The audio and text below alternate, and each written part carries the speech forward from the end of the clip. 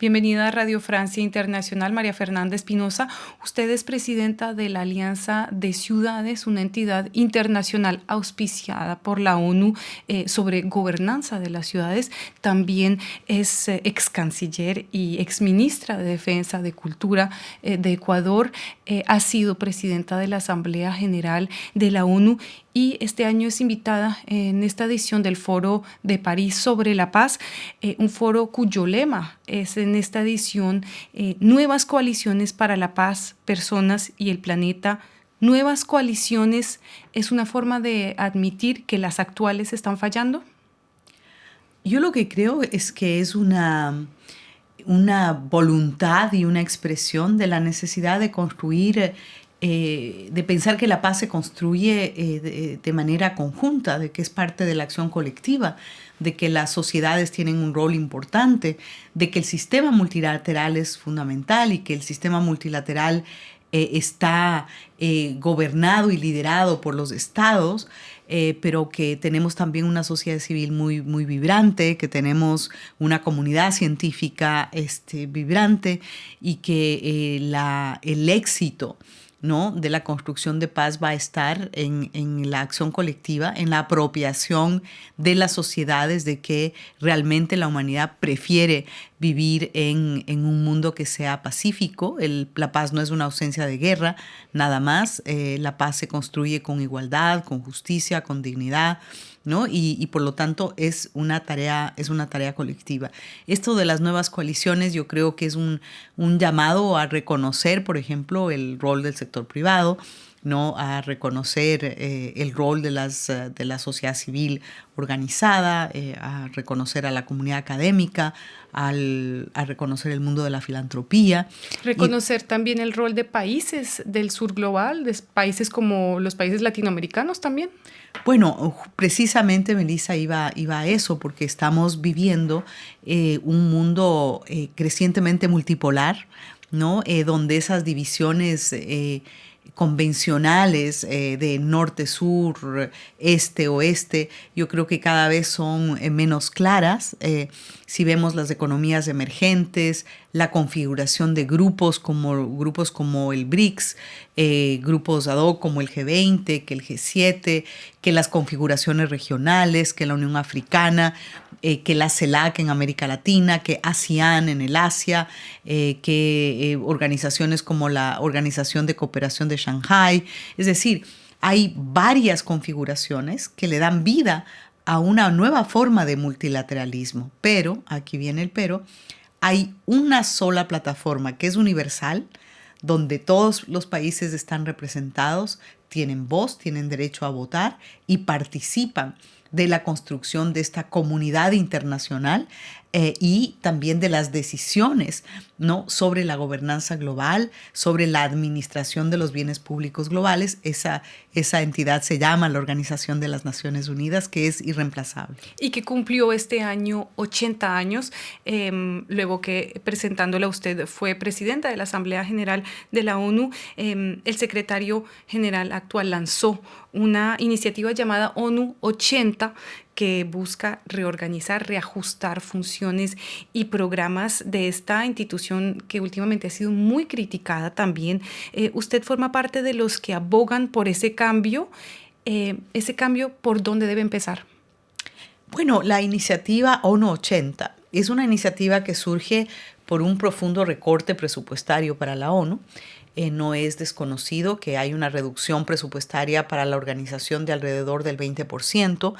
Si vemos por sector, hay unas reducciones del 30%, del 40%, por ejemplo, en el Programa Mundial de Alimentos, una gran contracción de la inversión en los temas humanitarios. Especialmente por el retiro de Estados Unidos de esa financiación. Yo diría que no solamente hay una disminución de la ayuda oficial al desarrollo que es significativa y que además va a la baja y no para arriba, ¿no? Crecen las necesidades humanitarias, hay más de 100 conflictos armados en este momento en el mundo, ¿no? Y los presupuestos para la acción humanitaria están bajando.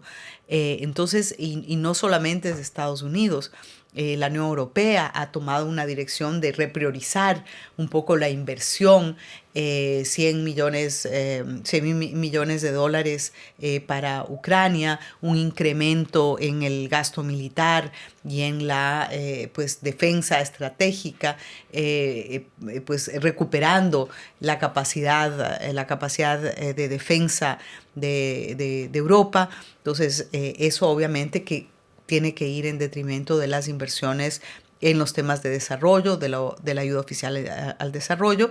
El primer sector que ha sufrido es el humanitario. El segundo sector que ha sufrido es el de democracia y gobernanza. Y luego, bueno, vienen la salud y la educación como los temas en los que la ayuda oficial al desarrollo y la cooperación para el desarrollo ha dejado de invertir o ha reducido de manera significativa sus inversiones. No solo Estados Unidos, pero en general yo diría el mundo entero. Mientras se mantienen algunos países comprometidos, ¿no? Como España, como Luxemburgo, como Irlanda y como Corea del Sur. Es decir, todo está cambiando, el escenario está cambiando, ¿no?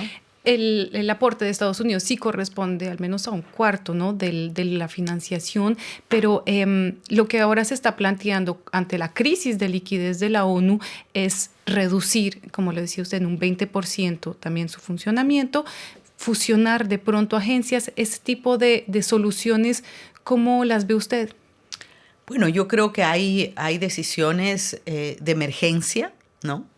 Que son las de, obviamente, operar con un presupuesto que es el presupuesto que la organización tiene, que es un presupuesto que se ha reducido en el 20%, el presupuesto central de operación de la organización. He dicho, se ha reducido más en el sector humanitario, se ha reducido también en el sector de operaciones de mantenimiento de la paz, ¿no? Se ha reducido en general. Y claro, decir vamos a fusionar estas instituciones, estas agencias y programas, vamos a racionalizar y demás, quiere decir que la organización debe seguir funcionando, pero en condiciones presupuestarias distintas. Y yo creo que quizá pueda servir como una voz de alarma para la necesidad de reducir, de optimizar, de alinear, de enfocarse en el impacto, de enfocarse en los resultados, ¿no? Y de entrar en un proceso, pues, de modernización de la organización. Bueno, lamentablemente, pues, tiene que venir un shock fuerte de reducción de presupuestos para algo que la organización necesitaba hacer de todas maneras. O sea, una cura de austeridad para la ONU, de cierto modo. Una cura de austeridad, pero pues donde se necesita una visión de futuro, donde se necesita un compromiso político de los estados.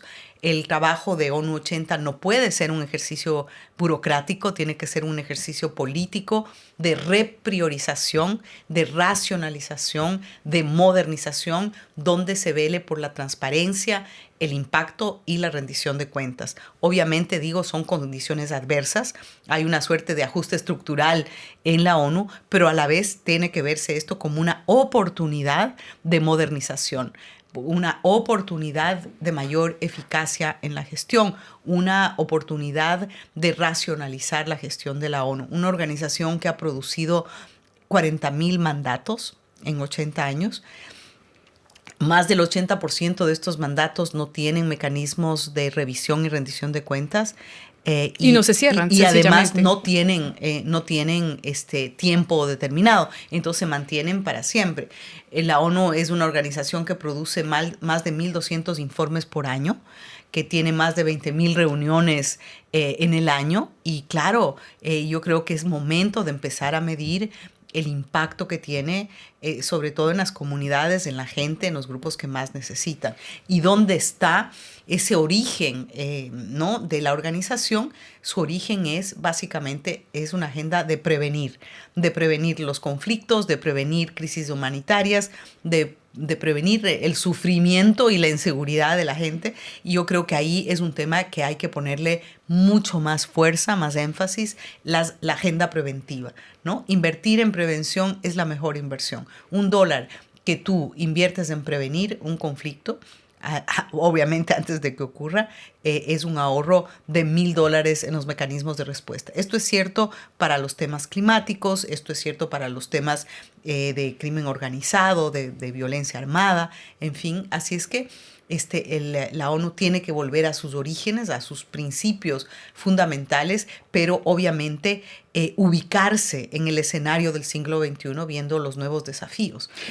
Justamente es en el tema de los conflictos donde también la ONU recibe las mayores críticas, ¿no? Es decir, que se responsabiliza también al sistema casi de este mastodonte que rige el sistema del Consejo de Seguridad de la ONU y que prevé que todo puede ser paralizado por un sistema de vetos. ¿Cómo también se puede cambiar el Consejo de Seguridad de la ONU, el corazón político de la ONU? Pues, la reforma del Consejo de Seguridad es un proceso que tiene más de 20 años, incluso más, ¿no? Es un proceso que sigue de manera incremental, ¿no? Hay un mecanismo intergubernamental, un proceso de reforma del Consejo de Seguridad y normalmente pues hay una obsesión y sobre todo en la opinión pública que se dice todo se va a resolver en la ONU si se reforma el Consejo de Seguridad. Y además cuando se refieren a la reforma del Consejo de Seguridad se refieren a dos cosas, el uso del veto y la composición del Consejo. Pero hay muchísimos otros temas como los métodos de trabajo del Consejo, como la medición de impacto, como los mecanismos de seguimiento, cosas que pueden parecer aburridas, ¿no? Pero que también son igualmente importantes. Así es que la reforma del Consejo de Seguridad tiene que avanzar, ¿no? En la medida en que exista la voluntad política de los estados de avanzar en ese proceso. Yo creo que hay una opinión casi generalizada que el Consejo de Seguridad se tiene que reformar, pero no solamente el Consejo de Seguridad. Se tiene que reformar, por ejemplo, los métodos de trabajo de la Asamblea General, que es el órgano parlamentario de las naciones del mundo, donde, como digo, cuando fui presidenta, aprobamos más de 300 resoluciones en ese año y dónde están los mecanismos de seguimiento, de cumplimiento, de impacto. Hay que reformar toda la arquitectura, la relación entre la Asamblea General y el Consejo Económico Social, la conexión de estos órganos con el secretariado, que es otro órgano de la organización, y cómo se conecta, por ejemplo, con la Corte Internacional de Justicia. Es todo un ecosistema, o sea, las Naciones Unidas son un sistema político complejo. Claro, porque las críticas van con el tema de que las resoluciones, en fin de cuentas, no son vinculantes y de cierto modo fomenta digamos, un impasse político a la hora de resolver conflictos. Y no solo resolver conflictos, pero también abordar otros temas. Claro, prevenirlos también, pero cuando se dice no son vinculantes, no son obligatorios, yo creo que eso es relativo, porque si vemos el trabajo que hace la Asamblea General es el laboratorio del derecho internacional. Es de la Asamblea General de donde emergen los grandes tratados, las grandes convenciones, de donde pues, sale desde la Declaración de los Derechos Humanos hasta la Convención Marco de Cambio Climático de las Naciones Unidas. Desde el mecanismo que fundó la Corte Penal Internacional, ¿no? El Estatuto de Roma. En fin, es ahí donde se establece el derecho internacional. Es la fábrica del derecho internacional. Y las decisiones que toma la Asamblea tienen que ser ejecutadas y tienen que tener un impacto directo en las personas que más lo necesitan. Eso es así. Ahora, si es vinculante, que no es vinculante, lo que creo es que hay que apuntar a reducir la brecha de implementación que tiene la organización en general. Y compromisos adquiridos, compromisos suscritos por los países tienen que ser cumplidos. Esa es la base del derecho internacional. Bueno, lo que estamos viendo realmente en el terreno, en la forma como se está moldeando la geopolítica actualmente, es que finalmente los gobiernos hacen básicamente lo que quieran según el gobierno que se está dando en este momento. Usted por ejemplo, cómo observa que en paralelo, por ejemplo, Donald Trump esté reivindicando logros, acuerdos, incluso jactándose de lograr más en unos meses que el Concierto de Naciones lo ha logrado en décadas en cuanto a resolución de conflictos? ¿Qué opina usted de esa diplomacia de los negocios, de las amenazas, como lo estamos viendo también, pidiendo reactivar los ensayos nucleares en Estados Unidos? Bueno, lo que debo decir es que lo que escuchamos durante la Asamblea General y de varios jefes de Estado es una mirada crítica hacia la ONU, pero básicamente diciendo la ONU tiene que hacerlo mejor, ¿no? Pero no tiene que desaparecer. Tiene que ser más eficaz, tener más impacto, cumplir más con los compromisos. Es decir, necesitamos más ONU, no menos ONU. Y necesitamos que la ONU esté presente. Porque los espacios que quedan vacíos en política internacional se llenan, ¿no? Se llenan con otros liderazgos, con iniciativas incluso de líderes particulares, ¿no? Y si hay un par de líderes que se ponen de acuerdo para facilitar un proceso de paz, eso es absolutamente bienvenido. Y Naciones Unidas debería seguir manteniendo su rol de acompañar, por ejemplo, procesos de paz o de cese al fuego, darle continuidad, acompañar a los estados involucrados en los procesos de sostenimiento de la paz, de reconstrucción y demás, como por ejemplo ha ocurrido con el rol de Naciones Unidas en el conflicto de Colombia. Y cuando Colombia firma la paz, la ONU se convierte en el gran garante, en el gran apoyo para acompañar el proceso de implementación de los acuerdos de paz. Entonces, yo diría que vivimos en un mundo que es mucho más complejo, más interconectado, mucho más, o sea, es un mundo multipolar y la buena diplomacia yo creo que combina la diplomacia multilateral clásica, ¿no? Con iniciativas de líderes específicos para facilitar. Hemos visto muchos países que hacen el rol de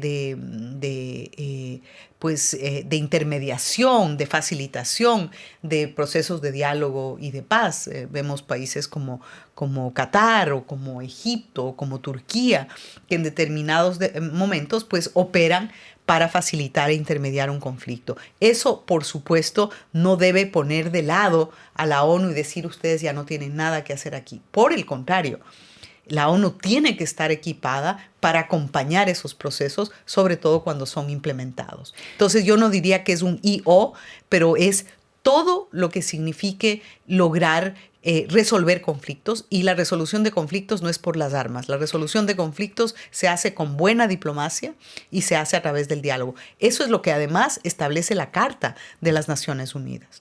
María Fernanda Espinosa, quedémonos en Latinoamérica.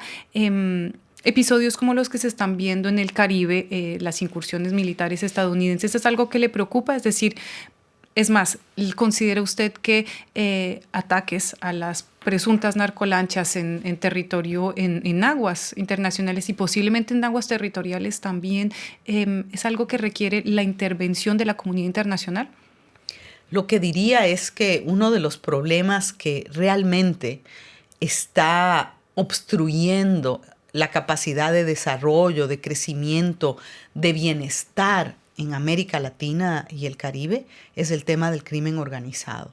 Y esto no es un flagelo que ataca a un país o a otro país, y que para eso se necesita una gran plataforma de cooperación internacional, un sistema de corresponsabilidad bajo el liderazgo de los estados afectados, pero también por ejemplo, en el tema del tráfico de drogas, donde los países de origen, pero también los países consumidores y de destino, asuman una responsabilidad. Este es el típico problema, el crimen transnacional organizado. Pero eso quiere decir que para usted se justifica que yo lo que digo es que es muy importante que se respete el derecho internacional, pero también digo que es fundamental que el crimen organizado se combata de manera cooperativa, de manera coordinada, utilizando los mecanismos de integración regional que existen, ¿no? Le hace, por ejemplo, la CELAC. Estamos a puertas de tener una cumbre CELAC Unión Europea en Santa Marta, en Colombia. Este es un tema que debe tratarse y que debe tratarse no solamente, este es un problema de América Latina, pero es un problema, por ejemplo, de cuál es el destino de las drogas, de las sociedades de consumo, también de qué es lo que viene y qué es lo que va, del tráfico de armas que está asociado a esto, de las economías ilegales que se están implantando en los países de América Latina, la minería ilegal, la deforestación ilegal, el tráfico de personas, el tráfico de armas, y realmente eso es un tema que nos debe preocupar a todos y a todas las latinoamericanos, porque pues es el gran tema del momento. Es un tema que está profundizando las desigualdades, haciendo que crezca la pobreza, crezca el desempleo, y quizá el mejor antídoto para el crimen organizado sea el desarrollo, sea la inclusión, sea el trabajo con los jóvenes, sea las oportunidades de empleos dignos y de sentido de futuro para América Latina y el Caribe. Y María Fernanda Espinosa, usted como ex canciller de Ecuador, ex ministra de Defensa en Ecuador, ese problema, el tema del narcotráfico, ha estado afectando mucho a su país. ¿Cómo ve usted el respaldo que está dando logísticamente, militarmente Estados Unidos al gobierno de Noboa, e incluso a través del apoyo de empresas de seguridad privadas que estarían apoyando la lucha contra la inseguridad en Ecuador? Bueno, yo como digo, el tema de la inseguridad y del crimen organizado no es un problema de Ecuador, es un problema de la región entera, dolorosamente. Es un problema que toca y afecta desde México hasta el Cono Sur. Es un problema generalizado, y yo creo que es fundamental que los países de América Latina se pongan de acuerdo, establezcan una hoja de ruta de corresponsabilidad, de cooperación, de trabajo conjunto para enfrentar este flagelo. Los problemas, pues hace muy poco se produjo un informe sobre seguridad humana donde América Latina, del Programa de Naciones Unidas para el Desarrollo, donde América Latina aparece como la región más violenta del mundo, pero también la región más desigual. Y yo creo que ahí hay una corresponsabilidad, una actoría que corresponde a la región para enfrentar este tema de manera coordinada y colectiva. Y yo creo que eso es la única manera. No importa los esfuerzos que haga un país de manera individual u otro país de manera independiente, yo voy a tratar este problema, porque es como dice su nombre, se trata del crimen transnacional organizado. ¿Pero le parece acertado pedir ayuda al gobierno, a la administración? Yo pienso que eso le corresponde decidir al Ecuador y le corresponde decidir al Ecuador en consulta con sus ciudadanos. Y última pregunta sobre Ecuador, esta vez sobre derechos humanos. Ecuador acaba de ingresar al Consejo de Derechos Humanos de la ONU y a la vez ha sido señalado, ¿no?, por expertos justamente de las Naciones Unidas sobre la vulneración de derechos durante las protestas, durante el paro nacional, durante los distintos estados de excepción que han sido decretados. ¿Qué valoración hace usted del respeto de los derechos en su país? Yo creo que el Consejo de Derechos Humanos es una oportunidad, un espacio de debate, de reflexión, de análisis de la situación de los derechos humanos en el mundo entero. Yo creo que la decisión de países de participar como miembros plenos del Consejo de Derechos Humanos es una decisión que compromete al país que se postula, ¿no? Además, el país se postula con una suerte de programa de trabajo, de prioridades que establece, y yo creo que eso solo puede ser beneficioso para el país que participa, ¿no? El Consejo de Derechos Humanos, como sabemos, no es de conformación universal, es un número determinado de países que representan a regiones que están en el Consejo. Y esa es una oportunidad, como digo, para abogar por los más altos estándares de derechos y ayuda al país que participa, porque le ayuda a hacer un análisis doméstico, pero también a proyectar sus prácticas, sus experiencias con otros países del sistema. Y rendir cuentas también. Pues también, claro. Muchísimas gracias, María Fernanda Espinosa. Recordemos que usted es la presidenta de Alianza de Ciudades, también fue canciller y ministra de Defensa y de Cultura en Ecuador y también fue presidenta de la Asamblea General de la ONU. Muchísimas gracias por estar con nosotros en Radio Francia Internacional. Bueno, muchas gracias también. Dirijo una organización que se llama Global Women Leaders.